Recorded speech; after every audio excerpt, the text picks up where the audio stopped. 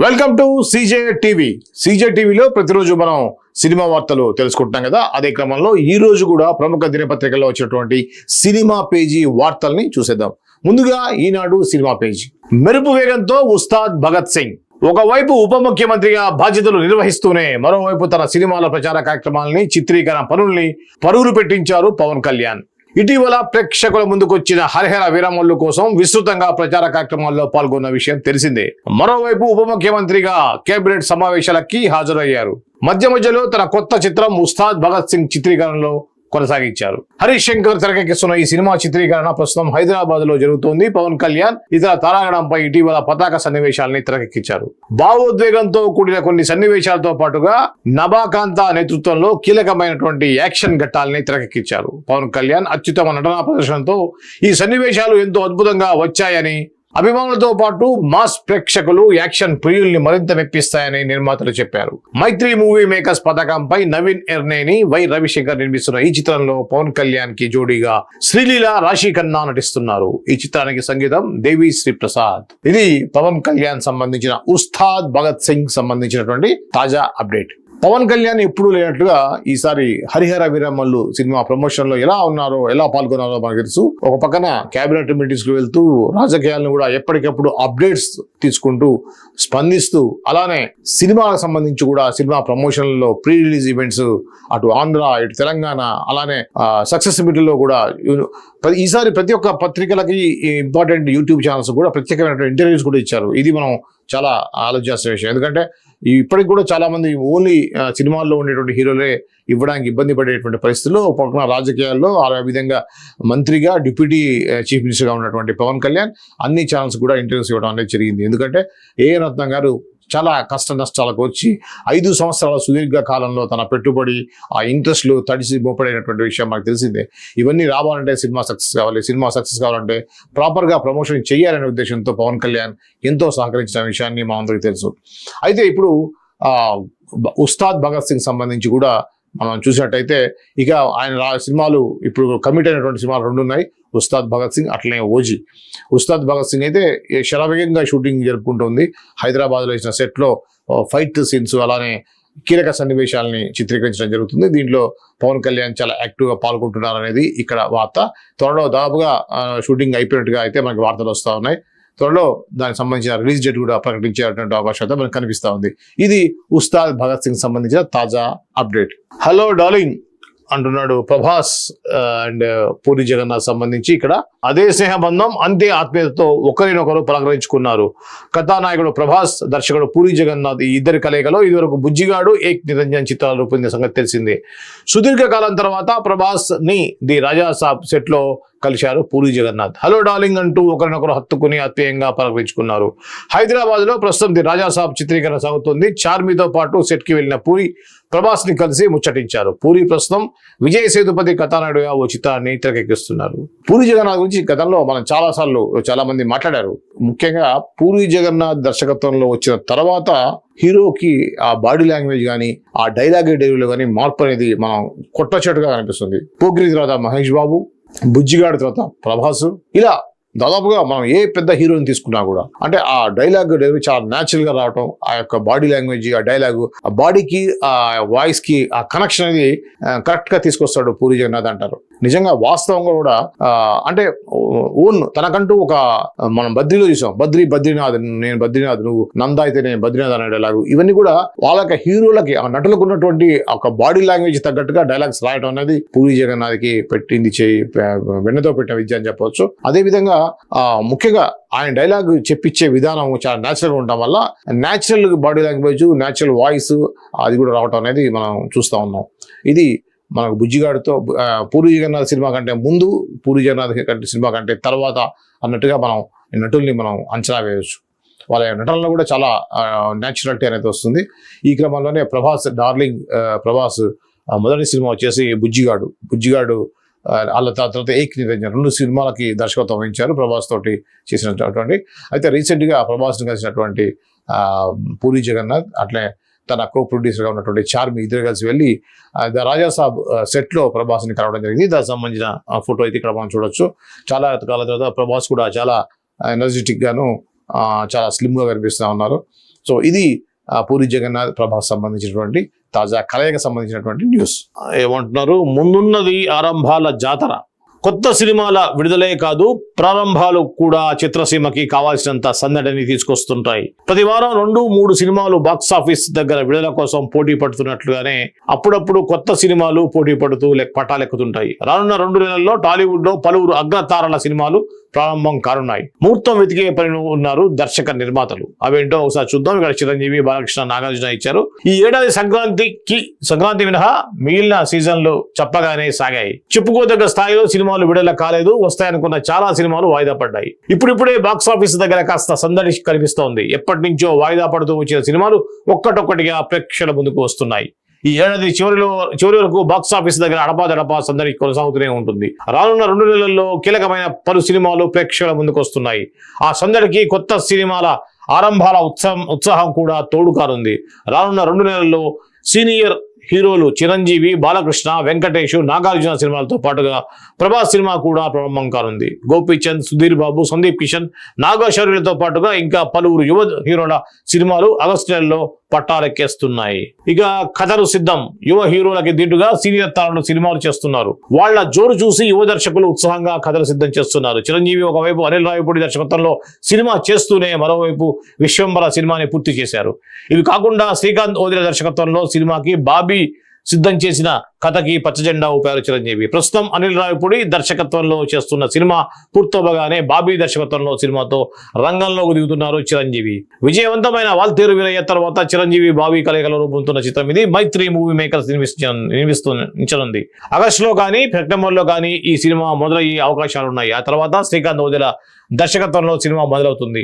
మరో అగ్ర హీరో బాలకృష్ణ అఖండ 2 సినిమాని పూర్తి చేసే పనిలో ఉన్నారు. ఇది పూర్తి అయిన వెంటనే గోపీచంద్ మల్లేనితో సినిమా సెట్స్ పైకి వెళ్తారు. వీరసింహారెడ్డి తర్వాత బాలకృష్ణ, గోపీచంద్ మల్లేని కలిసి చేస్తున్న సినిమా ఇది. దీంతో పాటుగా క్రిష్ జాగలపూడి దర్శకత్వంలో బాలకృష్ణ ఓ సినిమా చేయనున్నట్లున్నారని, అందులో ఇప్పటికే కథ కూడా సిద్ధమైందని టాలీవుడ్ వర్గాలు చెబుతున్నాయి. ఆదిత్య 369కి కొనసాగింపుగా ఈ చిత్రం ఉంటుందని సమాచారం. సంక్రాంతికి వస్తున్న సినిమా ఘన విజయాన్ని సొంతం చేసుకున్న వెంకటేష్ తన కొత్త చిత్రాన్ని త్రివిక్రమ్ దర్శకత్వంలో చేయనున్నారు. ఆగస్టు నుంచి ఆ సినిమా ప్రారంభం కానుంది. త్రివిక్రమ్ దర్శకత్వంలో వెంకటేష్ నటిస్తున్న తొలి చిత్రం ఇదే. ఇదివరకు వెంకటేష్ కథానాయకుడిగా నటించిన నువ్వు నాకు నచ్చావు, మల్లీశ్వరి సినిమాలకు త్రివిక్రమ్ రచయితగా పనిచేశారు.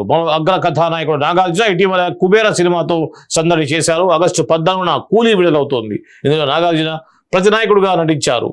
కెరియర్లో 100 సినిమాల మైలురాయికి చేరువలయ్యారు నాగార్జున. కార్తిక్ అనే యువ దర్శకుడితో తన 100వ చిత్రాన్ని చేయడానికి పచ్చజెండా ఊపారు. ఆ సినిమా ఆగస్టులోనే మొదలయ్యే అవకాశాలున్నాయి. స్పిరిట్తో పాటు ఆషాఢ మాసం పూర్తి కాగానే చిత్రసీమలో కొత్త సినిమాల సందడి మొదలైంది. ఇటీవల రష్మిక కొత్త చిత్రం మైసా ప్రారంభమైంది. ఆగస్టు నెలలో గోపీచంద్, సందీప్ కిషన్, సుధీర్ బాబు, నాగశౌర్య నటిస్తున్న కొత్త సినిమాలు ప్రారంభం కానున్నాయి అని తెలుస్తుంది. అలాగే నితిన్ హీరోగా నటిస్తున్న ఎల్లమ్మ కూడా ప్రారంభం కావాల్సి ఉంది. సెప్టెంబర్లో నెలలో ప్రభాస్ స్పిరిట్ మొదలుగా ఉంది. సందీప్ రెడ్డి బంగా దర్శకత్వం తిరుగుతున్న ఈ సినిమాకి సంబంధించి పూర్వ నిర్మాణ పనులు శరవేగంగా కొనసాగుతున్నాయి. కథానాయిక తృప్తి దిమ్రీ నటిస్తున్నారు. ఇలా కొత్త సినిమాల విడుదల ప్రారంభాలతో రానున్న నెలలో టాలీవుడ్ కలకలాడనుంది. అభిమాన హీరో సినిమా ఆరంభమైందంటే చాలు అందులో సంబంధించిన కొత్త సంగతుల్ని తెలుసుకోవడానికి ఆసక్తిగా ఎదురు చూస్తుంటారు సినీ ప్రేమికులు.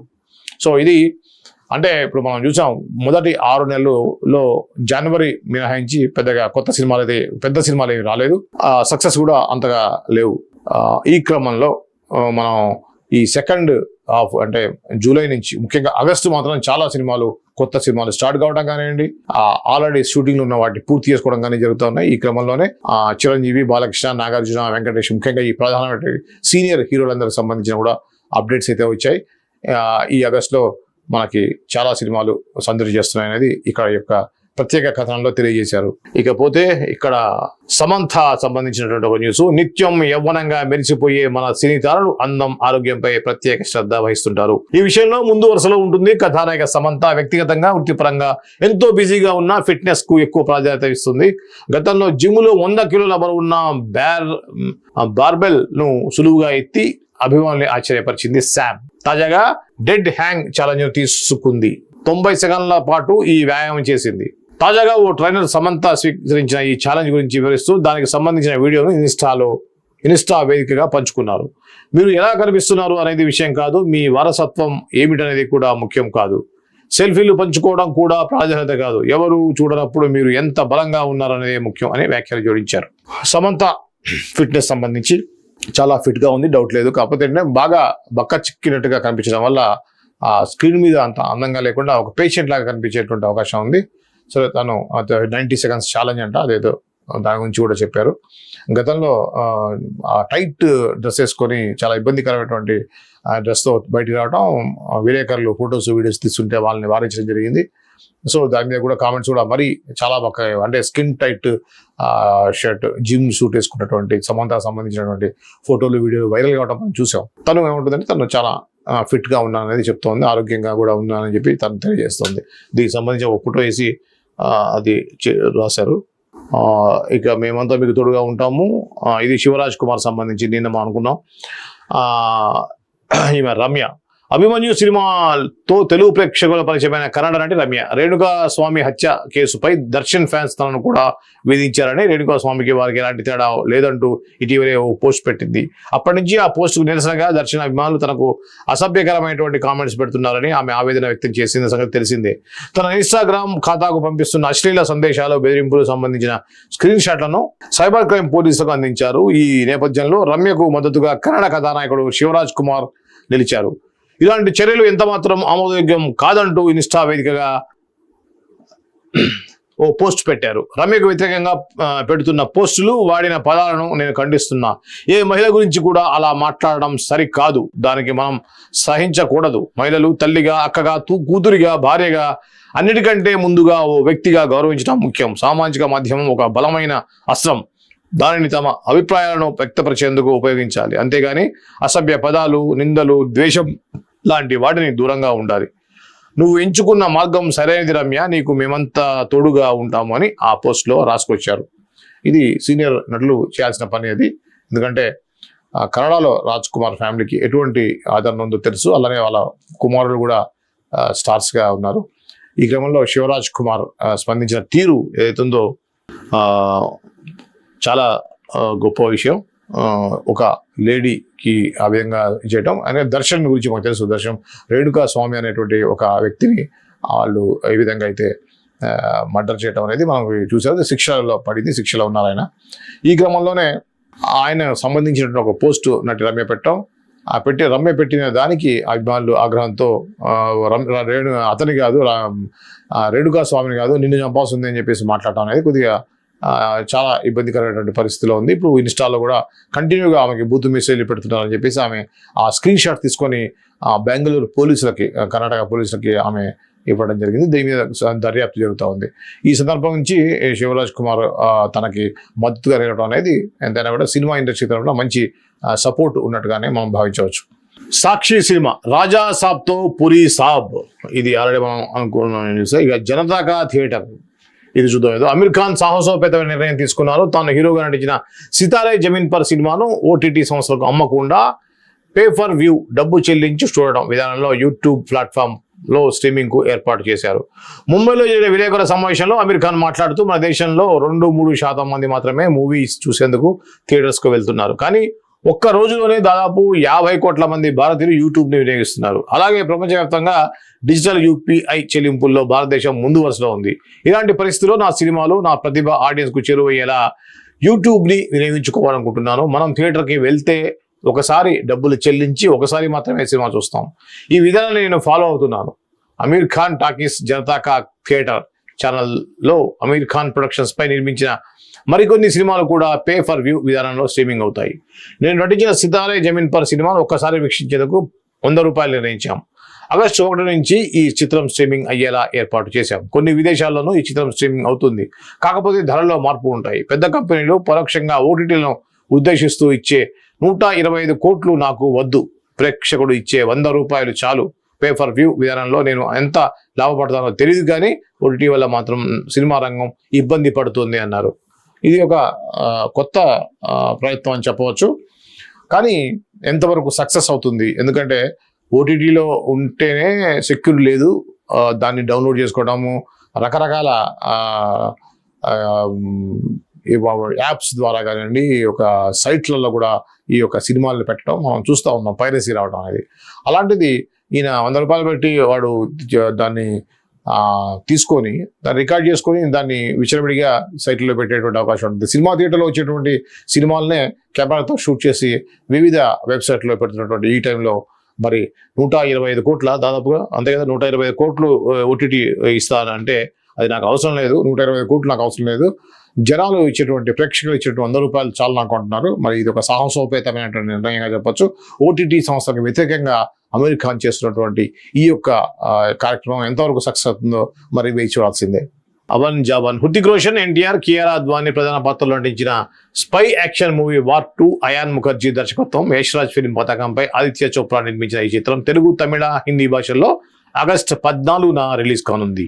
కాగా ఈ సినిమా కోసం హృతిక్, కియారాలపై చిత్రించిన అవన్ జావన్ అనే పాటను అతి త్వరలో విడుదల చేస్తున్నట్లుగా వెల్లడించాయి. ఈ పాట ఫస్ట్ లుక్ పోస్టర్ను విడుదల చేశారు మేకర్స్. ఇది వార్ 2 సంబంధించి. ఇక సంజయ్ దత్ సంబంధించినది ఒకటి అయితే ఇక్కడ చెల్లో టాంజానియా, మహేష్ బాబు టాంజానియా వెళ్తున్నారు. ఆయన హీరోగా రాజమౌళి దర్శకత్వంలో అంతర్జాతీయ స్థాయిలో SSMB 29 వర్కింగ్ టైటిల్ సినిమా తెరకెక్కుతోంది. ప్రియాంక చోప్రా, పృథ్వీరాజ్ సుకుమార్ అని ఇతర పాత్రలో పోషిస్తున్నారు. ప్రస్తుతం ఈ సినిమా షూటింగ్ తాత్కాలిక బ్రేక్ పడింది. కాగా ఈ సినిమా ఫారిన్ షెడ్యూల్ చిత్రీకరణ తొలుత కెన్యాలో ప్లాన్ చేశారు మేకర్స్. కానీ ప్రస్తుతం అక్కడ నెలకొన్న రాజకీయ అనిశ్చిత కారణంగా సౌత్ ఆఫ్రికాలో చిత్రీకరణ ప్లాన్ చేశారు. అయితే ఇప్పుడు ఈస్ట్ ఆఫ్రికాలో టాంజానియాలో చిత్రీకరణ ఏర్పాట్లు చేస్తున్నాం రాజమౌళి. సో ఇది రాజమౌళి సినిమా సంబంధించిన అప్డేట్. ఇదేంటి సంజయ్ దత్ అని చెప్పి ఎక్కడ అనేది ఇవ్వకుండా రీయూనియన్లో నటులు, దర్శకులు అలాంటి తారందరూ ఒకే చోట కలిశారు. సందడి ఎంజాయ్ చేశారు. వీరి సంతోషానికి ఈసారి గోవా వేదిక అయింది.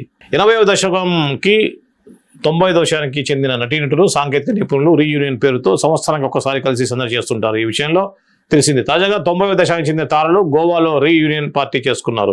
ఈ సందర్భంగా గత మధుర క్షణాలను గుర్తు చేసుకున్నారు, సందడి చేశారు. వారంతా హ్యాపీగా, జాలీగా ఎంజాయ్ చేస్తున్న ఫోటోలు సోషల్ మీడియాలో వైరల్ అయ్యాయి. ఈ రీయూనియన్ పార్టీలో నటులు ఊహా, మీనా, సిమ్రాన్, సంగీత, సంగవి, శ్వేతా మీనన్, మహేశ్వరి, రీమా సేన్, శ్రీకాంత్, జగపతి బాబు, ప్రభుదేవ, డైరెక్టర్ శంకర్, కెఎస్ రవికుమార్, లింగుస్వామి, మోహన్ రాజా తదితరులు ఉన్నారు. హీరోలు ఎవరు లేరు మరి, పెద్ద హీరోలు శ్రీకాంత్, జగపతి బాబు, ప్రభుదేవ ఉన్నారు అంతే. సో దీనిలో చిరంజీవి అండ్ అదర్స్ కూడా యాక్చువల్గా ఈ యొక్క టీంలో ఉంటారు. ఎప్పుడు 80-90లో ఉన్నటువంటి హీరోయిన్లో చిరంజీవి ఎక్కువగా యాక్టివ్గా ఉండేవాడు. మరి ఈసారి చిరంజీవి గారికి ఏమైందో తెలీదు, ఎందుకు వెళ్ళలేదో తెలీదు, రకరకాల కారణాలు అయి ఉండొచ్చు. వరుణ్కి జోడి, బాలీవుడ్ హీరో వరుణ్ ధవన్ సరసన నటించనున్నారు హీరోయిన్ మేధా రాణా. సన్నిడేయర్ హీరోగా వరుణ్ ధవన్, దల్జీత్ సింగ్, ఆహా శెట్టి. ఇది బాలీవుడ్ సంబంధించినటువంటి వార్త. ఇక్కడ చెప్పడం ఏంటంటే హరీష్ శంకర్, పవన్ కళ్యాణ్ ఉస్తాద్ క్లైమాక్స్ కంప్లీట్ అయినట్టుగా చెప్తున్నారు. ఈసారి హిట్ కొడుతున్నాం, డబ్బింగ్ షురు. ఇది చూద్దాం. రవితేజ సంబంధించిన అప్డేట్. రవితేజ హీరోగా భాను భోగవరపు దర్శకత్వంలో తెరకెక్కుతున్న చిత్రం మాస్ జాతర. సితారా ఎంటర్టైన్మెంట్ ఫార్చ్యూన్ 4 సినిమాస్ బ్యానర్ పై నాగవంశీ, సాయి సౌజన్యాన్ని నిర్మిస్తున్నారు. ఇప్పటికే షూటింగ్ పూర్తి కాగా ప్రస్తుతం పోస్ట్ ప్రొడక్షన్స్ వర్క్ జరుగుతోంది. సోమవారం నుంచి రవితేజ డబ్బింగ్ వర్క్ స్టార్ట్ చేశాడు. ఆయన డబ్బింగ్ చెబుతున్న ఫోటో సోషల్ మీడియాలో వైరల్ అవుతోంది. రవితేజ కెరీర్లో ఇది 75వ సినిమా. ఇందులో ఆయన పవర్ఫుల్ పోలీస్ ఆఫీసర్గా కనిపించనున్నారు. ధమాకా తర్వాత మరోసారి రవితేజ జంటగా శ్రీలీల హీరోయిన్గా నటిస్తున్నారు. భీమ్ సిసిరోలియో సంగీతం అందిస్తున్నాడు. ఇప్పటికే రిలీజ్ చేసిన గ్లిమ్స్ సాంగ్స్ సినిమాపై అంచనాలు పెంచాయి. వినాయక చవితి కనుక ఆగస్టు 27న సినిమా విడుదల చేయనున్నట్లుగా ఇప్పటికే ప్రకటించారు. Very good. ఇది రవితేజ సంబంధించి. రవితేజ కూడా ఈ మధ్య సరైన హిట్లు లేవు. వరుస ఫ్లాపులతో ఉన్నటువంటి రవితేజకి ఇది ఖచ్చితంగా మంచి హిట్ రావాలని చెప్పేసి కోరుకుందాం. వరుస సినిమాలతో హీరోయిన్ గా రాణిస్తున్న జాన్వీ కపూర్ మరోవైపు ఫ్యాషన్ ఐకాన్ గాను ఇంప్రెస్ చేస్తుంది. తాజాగా న్యూఢిల్లీలోని తాజ్ ప్యాలెస్ లో జరుగుతున్నటువంటి హుందై ఇండియా కల్చర్ వీక్ 2025లో ఆమె సందడి చేసింది. ప్రముఖ ఫ్యాషన్ డిజైనర్ జయంతి రెడ్డి డిజైన్ చేసిన బ్రష్ పింక్ కలర్ లెహంగాలో జాన్వీ చేసిన ర్యాంప్ వాక్ ఆకట్టుకుంది. ఇందుకు సంబంధించిన ఫోటోలో ప్రస్తుతం సోషల్ మీడియాలో వైరల్ అవుతున్నాయి. కొన్ని స్టిల్స్ లో ఆమె జగదేక వీరుడు అతిలోక సుందరి చిత్రంలో శ్రీదేవిని గుర్తు చేస్తుందని అభిమానులు ప్రశంసలు కురిపిస్తున్నారు. ఎన్టీఆర్ సినిమా దేవరతో టాలీవుడ్ ఎంట్రీ ఇచ్చిన జాన్వీ ప్రస్తుతం రామ్ చరణ్ కు జంటగా పెద్దిలో నటిస్తున్నారు. మరోవైపు హిందీలోనూ వరుస సినిమాలు చేస్తున్నారు. శ్రీదేవి కూతురు జాన్వీ కపూర్ సంబంధించినటువంటి న్యూస్. ఇక్కడ రాజాసాబ్ సంబంధించి సంజయ్ దత్ గెటప్ చూద్దాం. గత 3 ఏళ్లుగా సౌత్ లోనే వరుస సినిమాలు చేస్తున్నారు బాలీవుడ్ స్టార్ సంజయ్ దత్. ప్రస్తుతం ఆయన ప్రభాస్ హీరోగా నటిస్తున్న రాజా సాబ్ చిత్రంలో కీలక పాత్ర పోషిస్తున్నారు. మారుతి ఈ చిత్రానికి దర్శకత్వం వహిస్తుండగా పీపుల్స్ మీడియా ఫ్యాక్టరీ నిర్మిస్తోంది. మంగళవారం సంజయ్ దత్ 66వ పుట్టినరోజు. ఈ సందర్భంగా విషెస్ చెబుతూ కొత్త పోస్టర్ను విడుదల చేశారు. ఇందులో లాంగ్ వైట్ హెయిర్, గడ్డం మీసాతో ఓల్డ్ ఏజ్ గెటప్ లో రగ్డ్ లుక్ తో భయపెట్టేలా కనిపిస్తున్నారు సంజయ్ దత్. ప్రభాస్ కు తాత పాత్రలో గోస్ట్ గా ఆయన నడుస్తున్నట్లు తెలుస్తోంది.